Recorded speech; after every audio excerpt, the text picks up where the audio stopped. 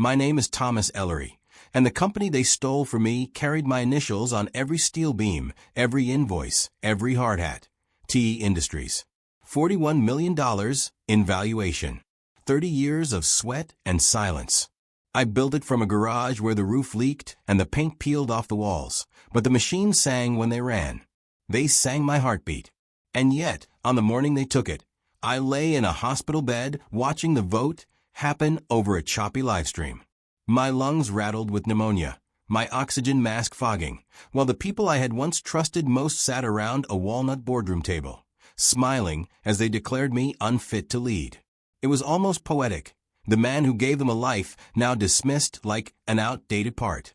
I could hear the polite applause when the motion passed. The words due to health concerns were just a ribbon tied around betrayal. The nurse came in to check my vitals, and I turned the laptop face down. I didn't want her to see the expression I wore, part grief, part disbelief, part fire. My phone buzzed. Security clearance revoked. Email access suspended.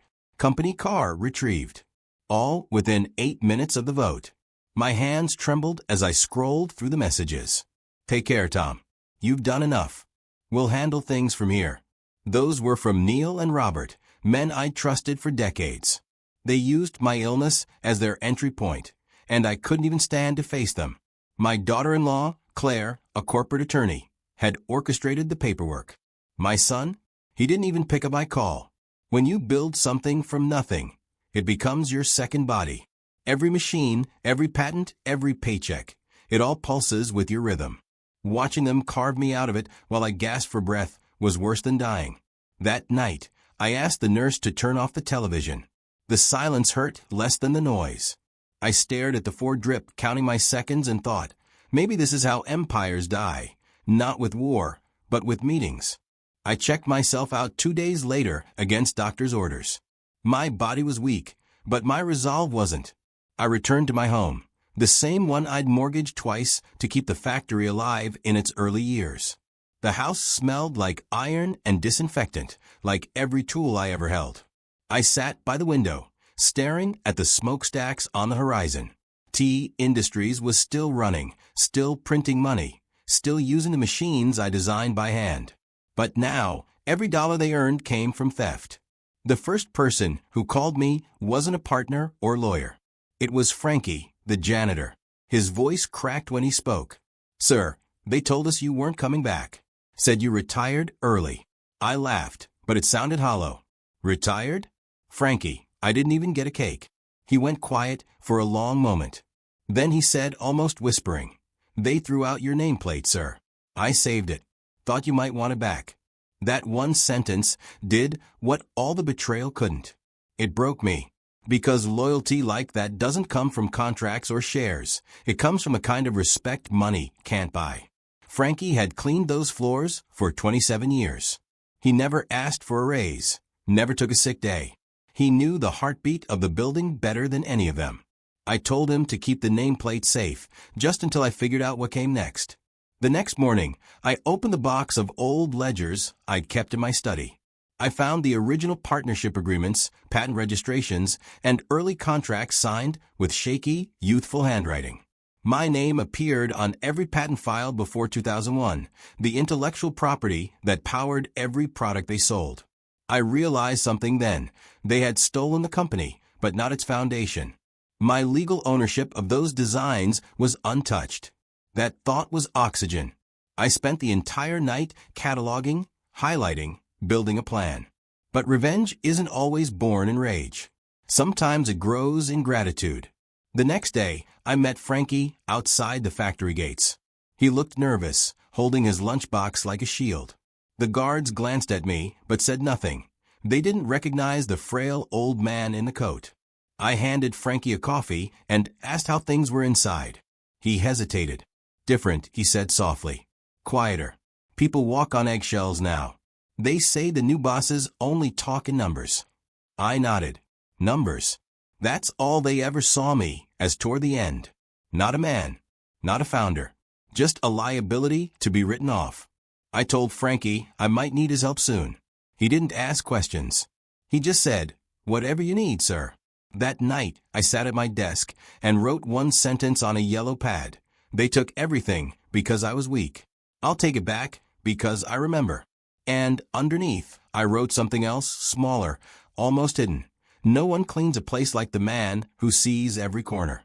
If you're watching this story and you've ever been replaced, written off, or betrayed while you were down, listen carefully. Don't let bitterness bury you. Let clarity build you. Because the truth is, I didn't lose everything that day. I just learned who was worth everything. Subscribe if you believe loyalty shouldn't need permission to exist, and stay till the end.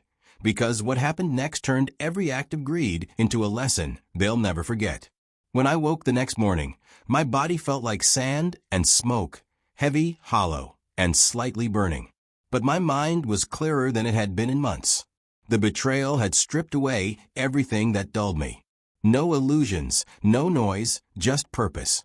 I spent the first few hours digging through the archives that the board had carelessly left behind in digital form. Every old patent, every transfer, every manufacturing license that tied TE Industries to its founding blueprints still bore my signature. I printed each document one by one, the sound of the printer like a metronome marking my resurrection. That evening, Frankie knocked on my front door with a folder in his hands. He looked uneasy, his uniform still dusty from the factory floor. "They're changing everything, sir," he said. "New logo, new motto. They even painted over your name on the main floor." I smiled faintly. "That's fine. Paint can't cover history." Frankie sat across from me at the kitchen table. He laid the folder down and whispered, "They've been shredding old paperwork too." I pulled what I could from the bins. Thought maybe it'd matter. Inside were half-torn memos, emails, and receipts, bits and pieces of a coup written in corporate language. Frankie had rescued evidence, without even knowing it. "You ever think about what you'd do if you owned this place?" I asked him. His eyes widened. "Me? Sir, I just clean floors." "Yeah," I said. "But you know more about that building than anyone else alive." Over the next week, we built our silent alliance. While the executives congratulated themselves in interviews and magazines, I gathered proof. Frankie told me which office bins held confidential waste, which nights the shredders ran, which security guards didn't bother to check the side doors. He was invisible to them, and that made him powerful. Every night, he'd leave a sealed envelope at my porch, emails, schedules, signed copies of fraudulent transfers. Each piece brought me closer to the truth. By the end of the month, I had everything I needed to prove that my own partners had staged a health fraud to force me out. They'd used falsified medical reports stating mental fatigue and cognitive decline while I was fighting pneumonia. Robert, my CFO, had bribed a doctor to sign off the claim. Claire, my daughter-in-law, had drawn up legal documents while assuring my son that it was for temporary protection of assets. The people I loved most had profited off my breathless weakness. I called my lawyer, one of the few who still owed me a favor. He listened carefully as I laid out the evidence. When I told him I wanted to sue, he said, "Tom, you'll win, but you'll die fighting them. They'll drain you again, just slower this time." He paused, then added, "But if what you want is justice, not just a verdict, there might be another way." That night, I couldn't sleep. I sat by the window with a notebook open, listing everything they took and everything they couldn't. They took the boardroom, the accounts, the public name. But they couldn't touch the patents. They couldn't erase my designs. They couldn't buy my story. I thought of Frankie's words, "I just clean floors," and realized that sometimes the humblest hands carry the cleanest conscience. I decided then that if power had to change hands, it wouldn't go back to the greedy. It would go to someone who had earned it through quiet dignity. I began rewriting my will the next morning. It wasn't impulsive, it was strategic. I transferred the remaining shares in my personal portfolio to a trust, with conditions that would trigger upon my death or incapacitation. The beneficiary, Franklin J. Moore, custodial engineer, employee ID number 0143. I listed the reason in one line, for steadfast loyalty and moral courage. I signed it with steady hands. Frankie didn't know. Not yet. I wasn't giving him a gift. I was planting a test. Because if he truly stayed the man I believed he was, he'd never exploit it. And if he didn't, well, then my company deserved to vanish into the dust. Days turned into weeks. Rumors spread that I was planning to sell off my patents to competitors. That scared them. Robert called me first, pretending to care. "Tom, we should talk." "There's no need for hostility." His voice dripped with corporate diplomacy. I let him talk for 2 minutes before interrupting. "You sold me out while I couldn't breathe," I said. "Now you can learn how that feels." Then I hung up. A few days later, Claire visited unannounced. She walked into my home like a prosecutor entering court. Her tone was crisp, her words rehearsed. "We understand you're upset, but the company is thriving. We've brought in new investors. Let's be rational."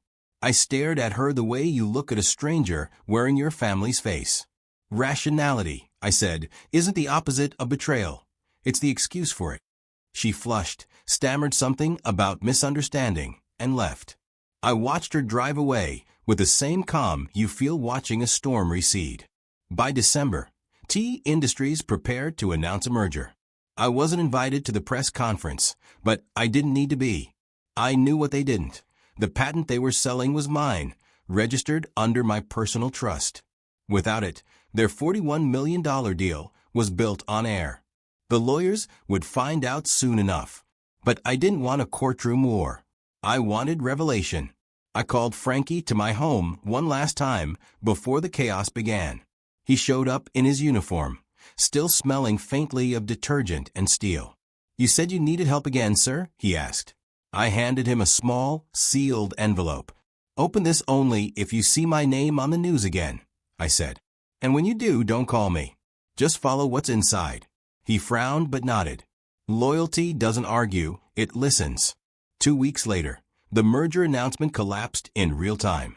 The acquiring firm discovered the intellectual property rights had reverted to an individual owner, me. Their lawyers threatened lawsuits. Investors panicked. Stockholders fled. T Industries fell into silence overnight. And in that silence, I watched the empire that betrayed me begin to crumble under its own arrogance. Robert called again, begging this time. Neil left voicemails apologizing for things he'd once called standard procedure. I answered none of them. Then the pneumonia returned. The doctors called it a relapse. I called it balance. As I lay in the same hospital bed, weaker than before, I felt the weight of my choices settle over me like dusk. But this time, I wasn't afraid. I'd already written the final chapter. The envelope sat in Frankie's hands, and I knew he'd open it soon. In that letter, I told him everything about the patents, the trust, the ownership transfer, and why he was now the legal successor of TE Industries. I asked him not to sell it, not to change it, but to rebuild it with decency. I ended the letter with the same words I'd once told him years ago, when he was new and nervous. "The floor's yours, Frankie. Keep it clean." When I finally drifted into sleep that night, the machines hummed softly beside me. Somewhere in that hum, I imagined hearing the rhythm of the factory again, the heartbeat of steel, steady and forgiving. I smiled, because I knew that when the news broke the next morning, the world would call it revenge. But it wasn't. It was reclamation by honesty, carried out by the one man who never stopped sweeping the dust off what mattered most. If you've ever been betrayed by those who profited from your weakness, remember this. Sometimes the greatest act of revenge is simply giving power to the one person who never wanted it. Comment loyalty if you trust the quiet man in the corner over the loud one at the head of the table. And subscribe for more stories where justice doesn't shout. It whispers and still gets heard. Frankie opened the envelope 2 days after my obituary appeared in the local paper. I was still alive, tucked away in a rehabilitation center under a different name, but the world believed otherwise. My lawyer had handled everything: the death certificate, the obituary, even the transfer of the patents. T Industries now legally belonged to Franklin J. Moore. He told me later that when he first read the letter, his hand shook so badly he almost dropped it into the sink. "Why me?" he'd whispered aloud to an empty apartment. But I already knew the answer, because he'd never asked for it.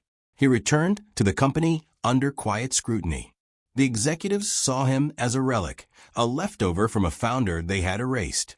None of them knew that the man sweeping their hallways now signed their paychecks. Frankie didn't fire anyone, didn't make announcements, didn't brag. He simply showed up every morning before dawn, mopped the floors, and read the reports I had left behind.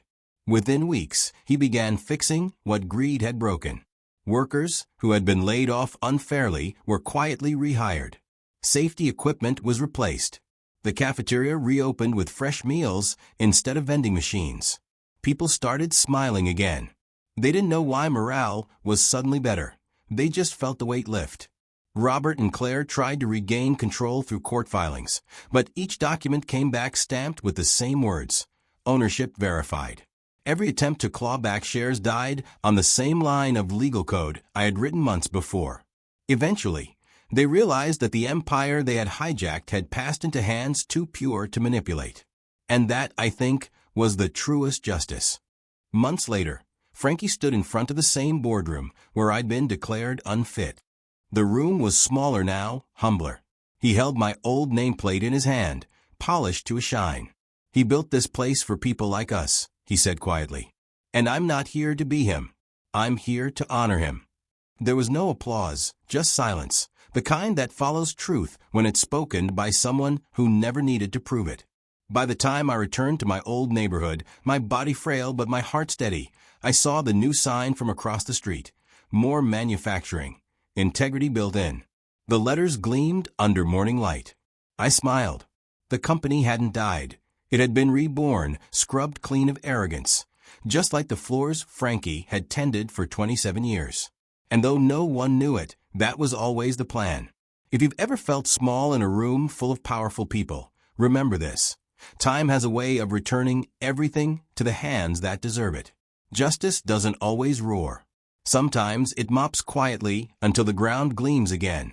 Comment respect if you believe true power belongs to the humble. The news spread slowly at first, like a rumor people didn't want to believe. The janitor had inherited the company. A man who once scrubbed the bathrooms now owned the largest manufacturing firm in the county. Newspapers called it the strangest succession in corporate history. Online articles ran headlines that swung between admiration and disbelief.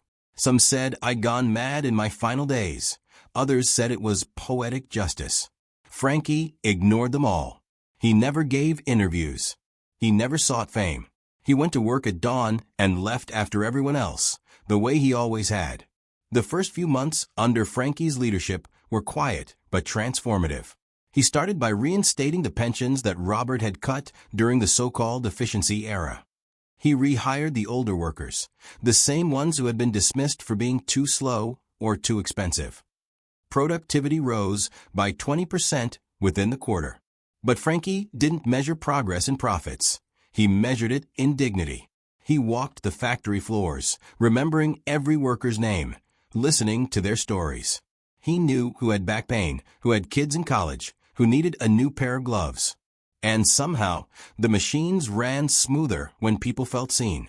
When I first heard how things were going, from the nurse who read the business section to me every morning, I almost laughed.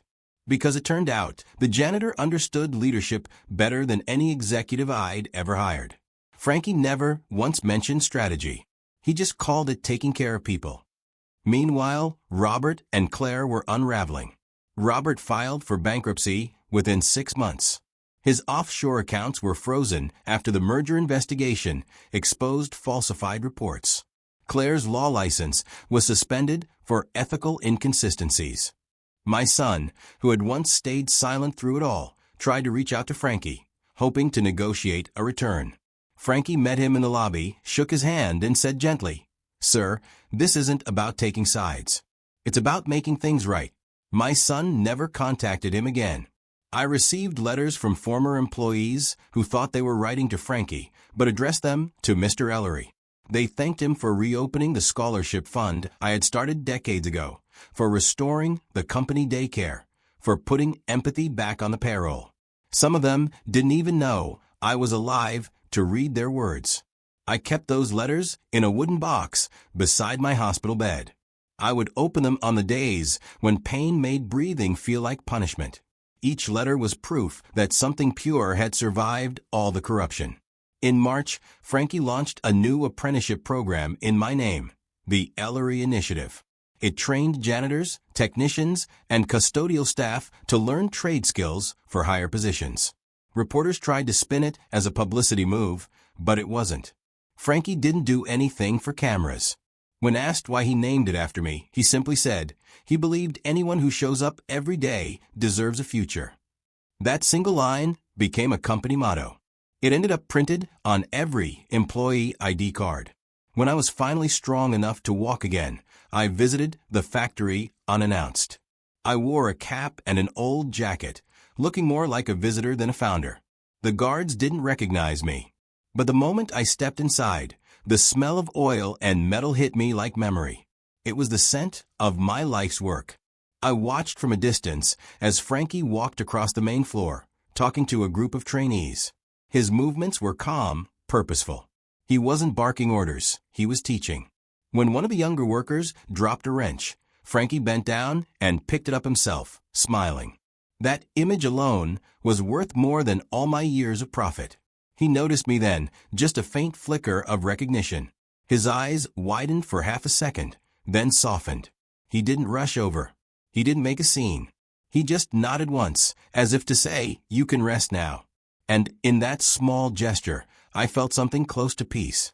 Later that day, he found me sitting by the old freight elevator where I used to take my lunch breaks. "You shouldn't be walking without a cane, sir," he said quietly. I smiled. "If you're running this place, I need to prove I can still stand on my own 2 feet. We both laughed softly. Then I told him what I had never told anyone. "Frankie, I didn't choose you because you were loyal. I chose you because you never changed, even when the world did. That's rarer than gold." He looked away, embarrassed. "I'm just doing what you taught me, sir. Floors should be clean, and people should be treated fair." Months passed, and I began writing a memoir, something I swore I'd never do. But it wasn't about revenge or business lessons. It was about ordinary people doing extraordinary things when given the chance. I titled it The Custodian's Key. Frankie's story was its heart. I wanted people to know that leadership doesn't live in corner offices. It lives in character. The first chapter ended with the same sentence I had written in my will. If loyalty can't buy shares, maybe gratitude can. As the years rolled on, more manufacturing became a model for ethical industry practices. They introduced 4-day workweeks, environmental standards, and profit sharing.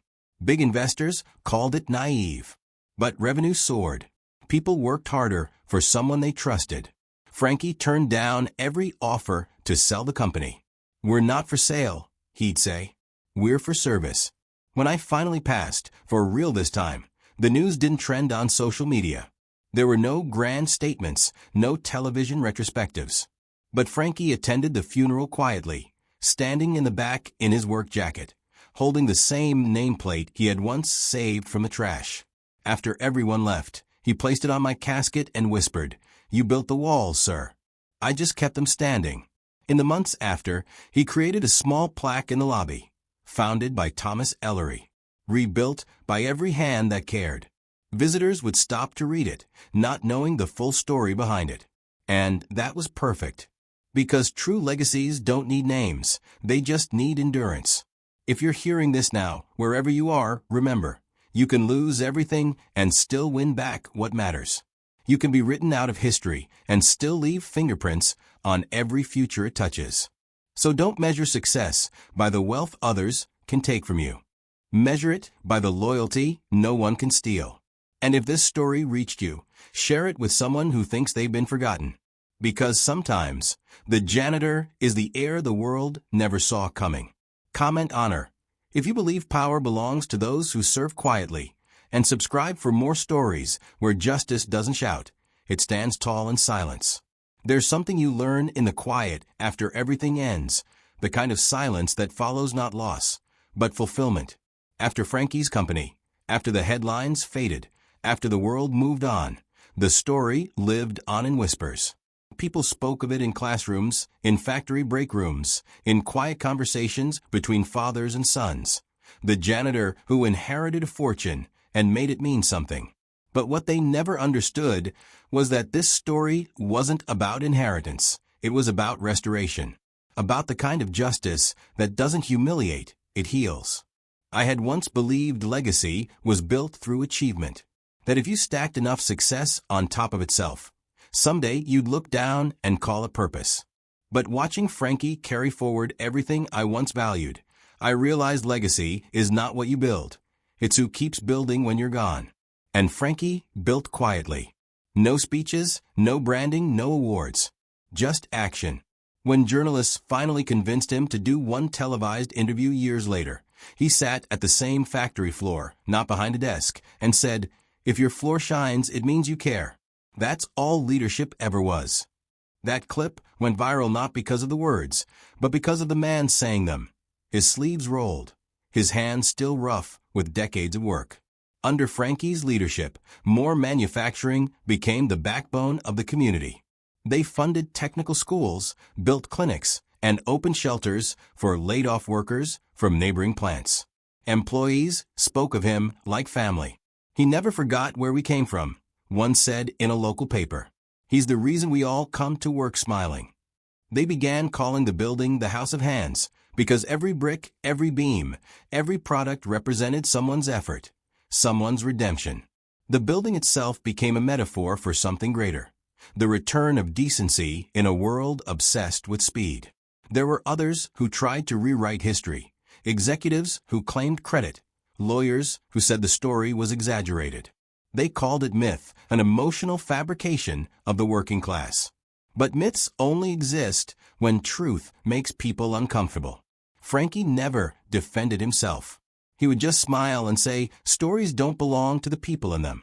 They belong to the people who learn from them." And then he'd get back to work. Years later, I would receive one final letter from Frankie, delivered by my old attorney who had retired by then. It was short, 3 paragraphs, written in neat cursive.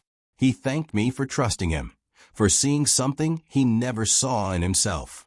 "You gave me a chance, sir," he wrote. "And in return, I tried to make sure no one under my care would ever feel unseen again." The last line read, "Floors should be clean. Hearts should be cleaner." I read that letter until the ink faded. As I aged into obscurity, I watched from afar as more manufacturing was studied in business schools, praised in documentaries, and imitated by others trying to capture its culture. But culture cannot be replicated. It must be lived. The secret was never in policy. It was in humility. Every company that tried to copy them missed the essence. Frankie wasn't managing a business. He was nurturing a family. That's what my board never understood. They thought numbers made empires. But only people make them last. In the twilight of my life, I thought often about that first day I met Frankie. He had been sweeping near the loading dock while I was arguing with a supplier. The man was shouting. I was shouting back. Frankie didn't interrupt, didn't interfere. But when the supplier stormed out, I saw Frankie quietly pick up the spilled nails and screws from the floor, one by one, so no one would slip. That's when I hired him permanently. Not because he was skilled, but because he cared. I saw myself in him, the part that still believed work was sacred. I just didn't know then that he would be the one to save what I built. He died 15 years after I did. The town gave him the largest funeral in its history. Factory workers, local families, even former rivals came to pay their respects. They lowered his casket beside mine in the Ellery family plot, as he had requested in his will. The inscription on his tombstone read simply, "He cleaned what others dirted." There was no company logo, no list of titles, no wealth. Just that one sentence. It was perfect. Decades later, the company still stood. My grandchildren visited once and told me that a bronze statue of Frankie now stood in the lobby, holding a mop in one hand and a blueprint in the other. Beneath it, a small plaque read, "In honor of the man who understood that work done with care is work done with love." People took pictures with it, but not out of spectacle, out of respect.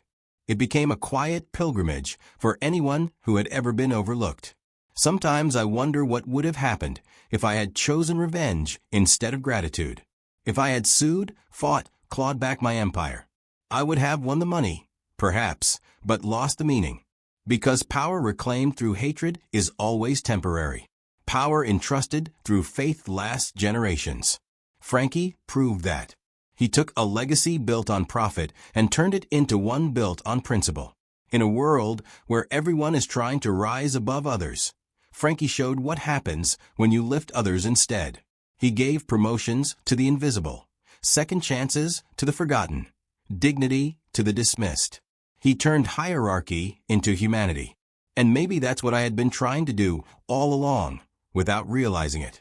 To those hearing this story today, don't wait until you lose everything to learn what truly matters. The empire you're building, the career you're chasing, the validation you crave, they mean nothing if they crumble the moment you fall ill or grow old. Build something that can survive without you, because that's the only proof that it ever mattered. Find your own Frankie, someone who does the right thing when no one is watching, and make sure they know you see them. If my life taught me anything, it's that loyalty and humility are not weaknesses. They're the roots that hold up everything else. My company's fortune disappeared. My name faded from stock reports. But somewhere in a small town, a janitor-turned-owner proved that integrity could still change the world. That is wealth no thief can steal. So, if this story found you in a moment of betrayal, heartbreak, or despair, remember this. Life has a way of returning the truth to those who honor it. You don't need vengeance. You need vision. And sometimes, the smallest hands carry the heaviest crowns. If you believe in second chances, in redemption through kindness, and in the power of quiet justice, let this be your reminder. Greatness isn't what you take. It's what you give away and still live on through. Comment legacy if you believe the truest revenge is restoration, and subscribe for more stories that remind the world that humility never goes out of style. There are stories the world forgets, and then there are the ones that keep whispering long after the last page is turned. This, mine and Frankie's, is one of those. Not because it was spectacular, but because it was honest. It was a story about betrayal that didn't end with revenge, about a fall that became an awakening. And even now, years after both of us are gone, the echoes still linger in the halls of More Manufacturing, where oil and dust mix with memory. The company didn't just survive, it flourished in ways no analyst could predict. Economists wrote articles trying to decode the miracle, calling it the Ellery Principle, a system where human dignity drives profit, not the other way around. Schools taught case studies about it. Business students debated whether emotional intelligence could truly replace corporate aggression. But to the people working there, it wasn't theory, it was life. They didn't see spreadsheets. They saw faces. Frankie's legacy wasn't in the numbers. It was in the way people greeted each other in the morning, how managers kept doors open, how meetings began with gratitude instead of metrics. Every year, on the anniversary of the company's founding, they hold what they call the Day of Hands. It's not a holiday. There are no speeches or press photos. Instead, employees spend the day volunteering, painting schools, cleaning streets, repairing community centers. No one signs their name. No one gets credit. They call it the day we remember who built this place. The first time they held it, workers left gloves and tools at the front gate overnight. The next morning, the entrance was lined with hundreds of pairs of worn work gloves, like offerings of respect. Someone had placed my old nameplate among them. Someone else added Frankie's mop handle, polished to a shine. That image went viral, not because it was cinematic, but because it was real. In a world built on noise, people still recognize sincerity when they see it. And for a brief moment, everyone remembered that greatness doesn't shout, it echoes. The years rolled by, and More Manufacturing began expanding beyond the state. But every new branch carried the same ritual, a small bronze plaque engraved with the company's creed. Words Frankie had once said over coffee to a nervous young intern. Take care of people, and they'll take care of the work. Those words became scripture inside the walls of industry that had long forgotten compassion. And as other companies tried to mimic the model, few could sustain it because they wanted the results, not the reason. I once dreamt of walking those floors again, though I was already a ghost in the public eye. In my dreams, I saw the workers moving like an orchestra, machines humming in rhythm, hands syncing in harmony. And through it all, I saw Frankie, younger than I remembered him, sweeping in the distance. Every time I tried to call out, the sound would fade. But he'd always look back, nod, and keep sweeping. Maybe that's what heaven looks like for men like us, not gold streets or pearly gates, but a clean floor and purpose that never ends. When my story resurfaced decades later, a filmmaker reached out to the company to produce a documentary. Frankie had already passed, but his family, simple people, humble to the core, allowed it. The documentary was titled The Custodian's Legacy. It didn't have explosions or high drama. It was just quiet storytelling, letters, interviews, archival footage of the factory, and voiceovers of the workers who had lived through the transformation. The final shot was the mop framed under a spotlight, with the sound of faint machinery in the background. It won awards, sure, but what mattered more was the effect. Students sent letters saying it changed how they saw work, how they saw leadership, how they saw themselves. The journalist who made the film visited my grave once. He left a note tucked under a small stone. It read, "You gave the world a story where goodness wasn't naive, it was revolutionary." I never thought of it that way. But maybe that's what the world needs most, a reminder that morality isn't weakness, it's endurance. Frankie's family continued the work in his name. His daughter, Miriam, became the first woman CEO of the company. She was nothing like the executives I had once known. No arrogance, no sharp suits. She wore denim, kept her father's broom behind her office door, and made every major decision after walking the factory floor herself. Dad used to say if the floor's dirty, the numbers don't matter, she'd tell the employees.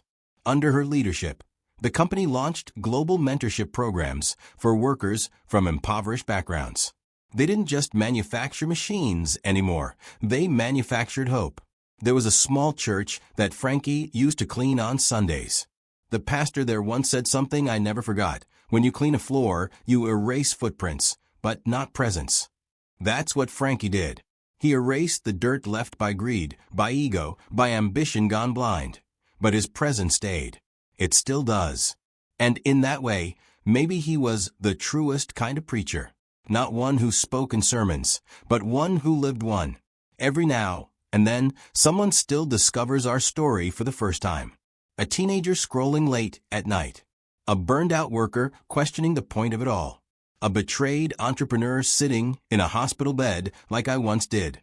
They watch, they listen, and something inside them stirs, a tiny spark reminding them that decency still matters, that kindness is not foolish, that loyalty is not extinct. Those are the people this story belongs to now. If you've come this far, I want to tell you something.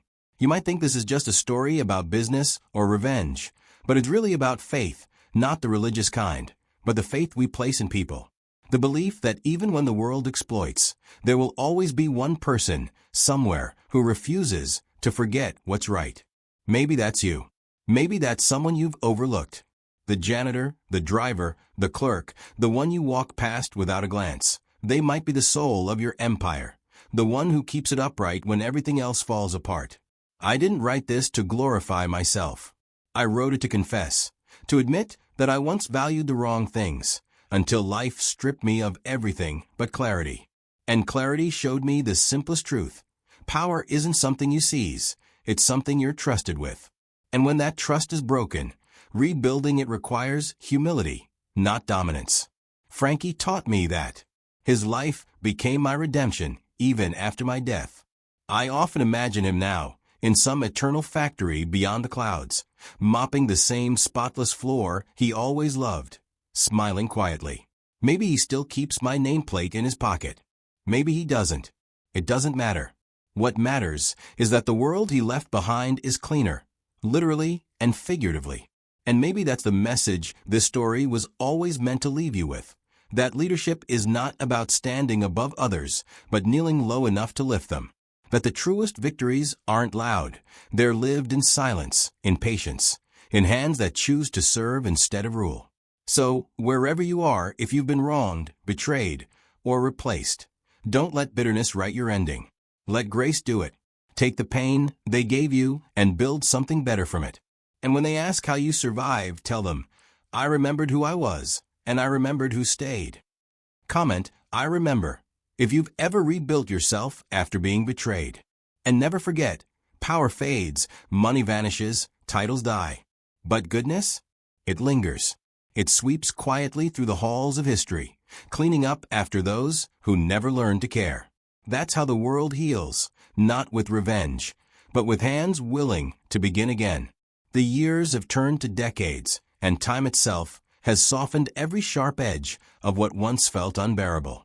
When I look back now, through the haze of memory, through the walls that once echoed with greed and redemption alike, I see not a story of power lost or regained, but of humanity rediscovered. The truth is, everything I built was always meant to crumble, because only then could something purer take its place. There's an archive now, a vast hall lined with the history of more manufacturing. But at its core, it's really the story of people. The first thing visitors see when they enter isn't the machinery nor the financial milestones, but a single display case. Inside it sits two objects, an old nameplate that reads Thomas Ellery, founder, and beside it, a faded mop handle engraved with Franklin J. Moore, custodian. No fanfare, no spotlight. Just two tools of creation, one forged in steel, the other in humility. The school children pass through those halls and whisper, as if in a cathedral. And in a way, it is one. The religion of integrity was born there. When I was alive, I used to think about immortality in the way most men do, with fear. I thought legacy was about being remembered, about carving your initials into time. But Frankie showed me that immortality isn't about memory. It's about momentum. When you teach people how to care, they carry that lesson into every action, every decision, every generation. That's what outlives you. That's what I finally became. More manufacturing became more than a business. It became a movement. Apprentices from every corner of the world came to learn the Clean Hands Code, a philosophy Frankie developed in his later years. It wasn't complex. Work honest. Treat people fair. Leave things better than you found them. Simple words, but they rewrote entire industries. Other corporations began adopting policies inspired by his code, often without giving him credit, and that was fitting. Frankie never wanted his name attached to anything but the broom he carried. The foundation of Clean Hands continued to grow. Its schools and centers spread across continents, teaching trade skills to those the world had forgotten. Orphans, refugees, laborers too poor to dream. They learned carpentry, metalwork, design, and leadership. And every graduation ceremony ended the same way. Each student would sweep a single floor tile, symbolic of starting clean. They'd whisper, for Frankie. And the next class would whisper back, for those who come next. It became tradition, a small ritual of rebirth that turned humility into heritage. I am long gone from the living world. But sometimes I imagine standing in those classrooms, hearing laughter echo through clean halls, seeing hope sparkle where despair once lived. It feels as if all the broken pieces of my past were gathered and remade into something enduring. Frankie didn't just inherit my company. He repaired my soul through his own quiet example.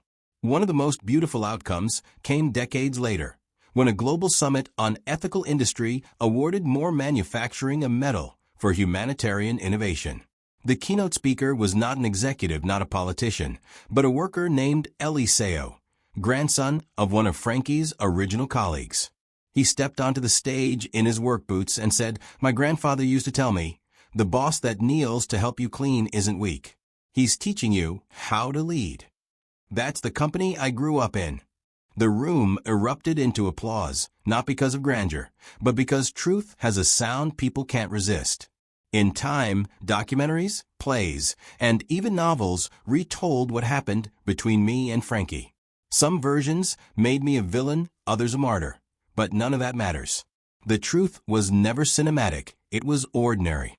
A man got sick, another stayed kind, and somehow that kindness rewrote history. That's all it ever was. If I could speak again to every person sitting in darkness after being wronged, to every dreamer watching their work stolen or their worth ignored, I would tell them this. There is life after loss. There is grace after greed. The trick is not to fight for what was taken, but to build something so honest that it can't be taken again. That's what Frankie did. That's what I learned too late. I remember my final day clearly. The real one, not the first false death I staged. The nurses had stepped out, and sunlight filtered through the blinds like golden dust. I whispered to the empty room, "We did it, Frankie." And I could almost hear him chuckle somewhere far away, that same gentle laugh he used when life surprised him with goodness. I closed my eyes knowing the world was cleaner than I'd found it. That was enough. Even now, the janitors at Moore Manufacturing start every shift by ringing a small brass bell that hangs near the front gate. They call it the Founder's Echo. One ring for everyone who built something and lost it. One for everyone who was underestimated. And one for everyone who chose decency over dominance. It's a sound that drifts out over the town every morning. A quiet hymn to the working spirit. Travelers say they can hear it miles away, carried on the wind like forgiveness. And that, I think, is how stories survive. Not in monuments or museums, but in rituals. In the way people greet each other. In how they treat the next stranger. In the care they show to things that cannot repay them. That's what Frankie left behind. That's what we all should leave behind. The irony is that the world remembers the wrong part. They remember that I gave away my fortune, but not why. They remember the $41 million, not the moment a janitor looked me in the eye and treated me like a man instead of a title. They remember the outcome, not the quiet transformation that birthed it.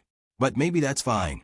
Maybe stories are meant to evolve until the lesson stands taller than the teller.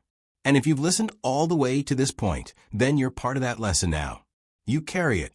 Every time you choose honesty over convenience or humility over pride, you extend our story another day forward. That's the beauty of legacy. It's not written in marble. It's written in people. So take it with you.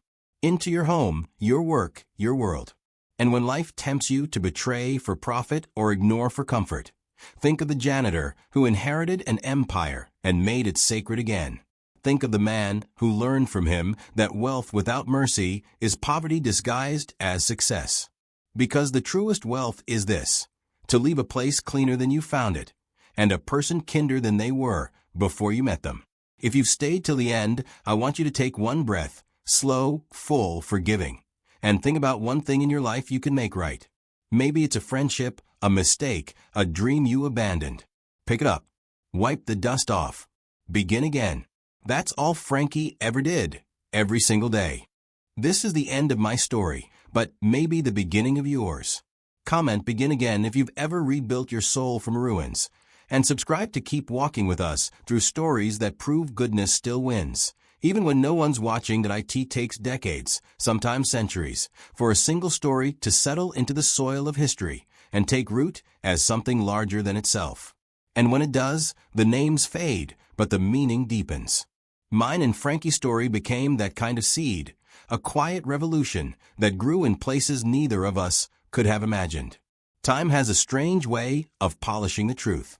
Years after the dust settled, long after both Frankie and I had passed, the story we lived turned into something bigger than us. They began teaching it not as a case of business ethics, but as a lesson in human nature, the parable of a man who lost everything only to find something far greater. My name, once synonymous with a $41 million empire, had become a whisper attached to an act of faith. Frankie's name, once ignored and unspoken in executive rooms, had become a symbol carved into marble, a reminder that honor doesn't come from power, but from persistence. Moore Manufacturing, once TE Industries, had transformed into a living monument to everything we had both learned through suffering. The building itself became a museum of principles. The entrance lobby displayed a series of plaques, each one engraved with a line from our lives. Power is not given to be kept. You can't fire integrity. The hands that clean today may hold tomorrow. Workers walked past those words every morning and touched the last plaque as they entered, not for luck, but for grounding. Inside the factory, the sound of machines no longer overpowered voices. Music played softly during shifts, the kind Frankie once said kept people breathing instead of surviving. The cafeteria served fresh food daily, no vending machines, no quick fixes. At lunchtime, executives sat beside technicians, janitors beside designers. There were no reserved tables anymore. It wasn't policy, it was culture. That, perhaps, was the greatest victory. A journalist once asked Miriam Moore, Frankie's daughter, how her father's approach could still sustain a multinational company in a ruthless market. She smiled and said, because he didn't build a company, he built a conscience. That phrase caught fire across the media. Universities quoted it, companies pretended to understand it, and leadership seminars turned it into merchandise. But for those inside more manufacturing, it wasn't a slogan. It was a promise.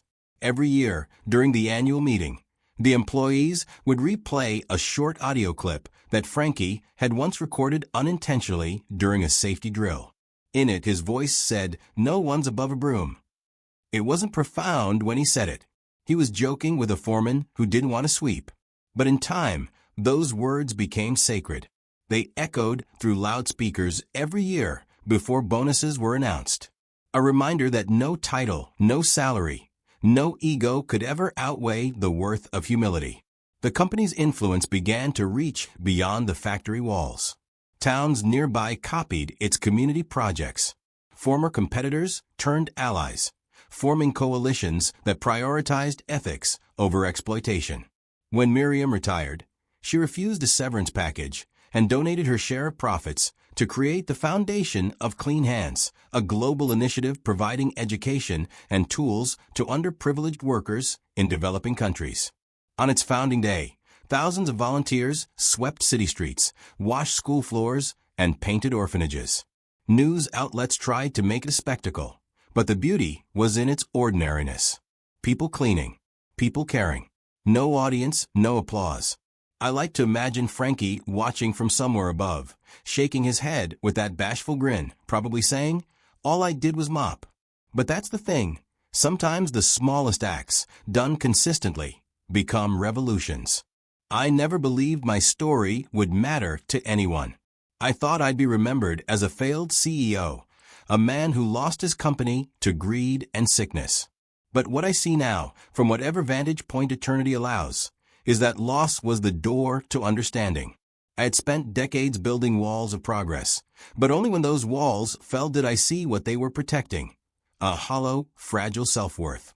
Frankie swept those ruins clean and built something stronger, a foundation made of decency. There are new generations now, children and grandchildren of the workers we once knew. They tell the story differently each time. Some say I gave my company to a janitor out of spite. Others say it was a calculated plan for revenge. But the ones who truly understand, those who walk the factory floor, who look up at the portraits of the founders, know the truth. It wasn't revenge. It was restoration. It was forgiveness disguised as a gift. A teacher once wrote to the company saying that every year she reads her students the story of Frankie Moore, the janitor who owned everything. The children listen in awe and always ask the same question: did the old man ever come back? She never knows how to answer. But maybe the right answer is yes. Because through Frankie's work, through every clean floor, every fair paycheck, every moment of dignity restored, I came back 1,000 times.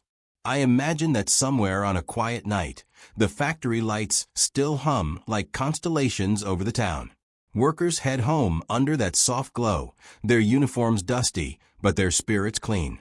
The world outside keeps rushing, chasing speed and profit, but inside those walls, time still moves at the pace of respect. Machines pause for prayer, breaks are taken with laughter, and no one forgets that the founder's ghost once walked those floors not to haunt them, but to thank them. There's a rumor that in one of the old storage rooms, behind a locked glass case, sits the mop Frankie used on his last day. Beneath it, a brass label reads, "Used daily from 1983 to 2017.